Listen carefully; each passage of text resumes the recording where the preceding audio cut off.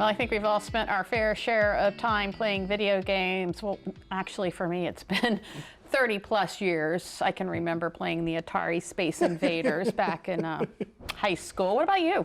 Yesterday. I was still playing video games. I was playing what? PGA Tour, 2K22, and a little bit of Halo. Oh, okay. So you're definitely a gamer. This. So have you ever stopped and thought about who makes those games and what goes into them? A little bit, especially because of all the different CGI actors that it now takes to produce these amazing video games. Exactly. Well, joining us with the answer is Professor Phillip Penix-Tadsen of the University of Delaware, where the science of gaming has become its own field of study. Very true, Professor, thank you so much for joining us this afternoon. It's my pleasure. Thanks for having me. All right, so my boys who have already gotten into their careers would be they would have wanted to do this. I missed my calling by about 25 years. Yeah. A degree in game studies and esports. What kind of experience does it require to get into that?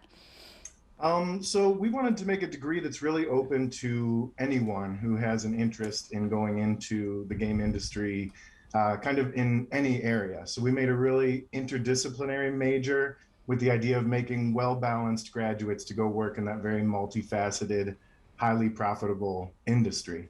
So we want to train all kinds of students, whether they want to work as artists or programmers, or if they want to work as writers or actors, translators. All of these things are needed in the game industry. And so we want to, address student interests and prepare them to go into that multifaceted world.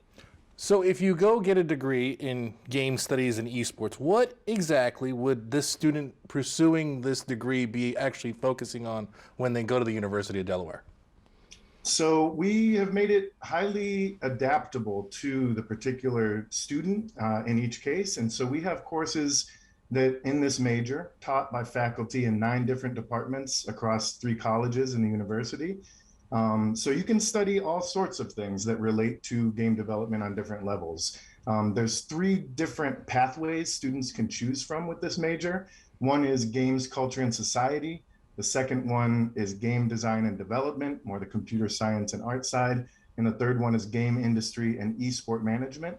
And so students can choose to specialize in those ways, but all of our students study courses across the board. We've developed 8 new courses for this major, and so students will study writing for games, programming in games, art and design for games, esport management. Everybody is going to get a very broad view of everything that goes on in game development. So would prospective students who have, years of gaming skills, would that come into play? Would that help them? It certainly wouldn't hurt. I think that it's important for me to emphasize that there's no experience necessary to come into this degree. You don't have to be an avid game player. You don't have to be an expert or hardcore gamer. We want to, have students of all sorts of different backgrounds and interests in this major.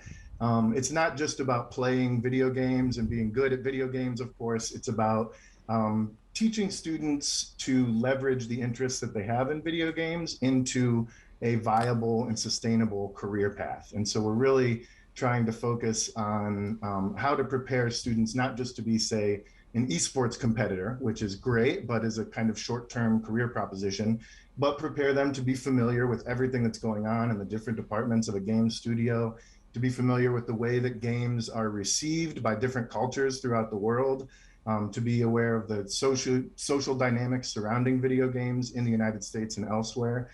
So we really want to have students be very well prepared to enter an increasingly diverse world and global world of game culture. So Phil, you and I are big gamers because as you heard, I still play video games every night. Great. If you're getting into this field of study, which video games or genre of video games would you really look into if you're a high schooler to get an idea of what you might expect?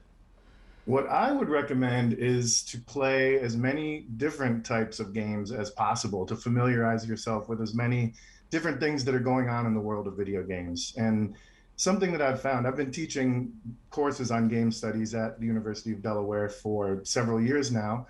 And something I found is that when we talk about video games and what video games are and what effects they have, each person has a different idea of, maybe 2 or 3 games that they really know well, that they're thinking of when we're having these abstract conversations.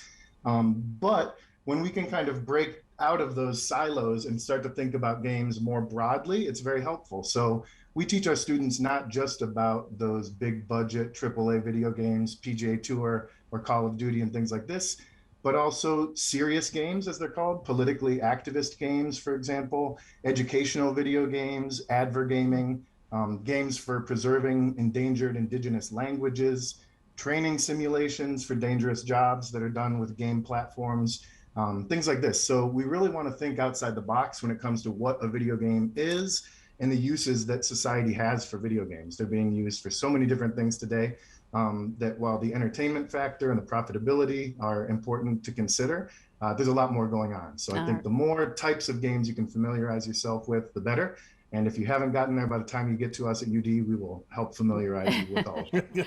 Sounds like a lot of fun and a worthwhile program. UD professor Phillip Penix-Tadsen, thank you so much. Thank you. Thanks so much for having me.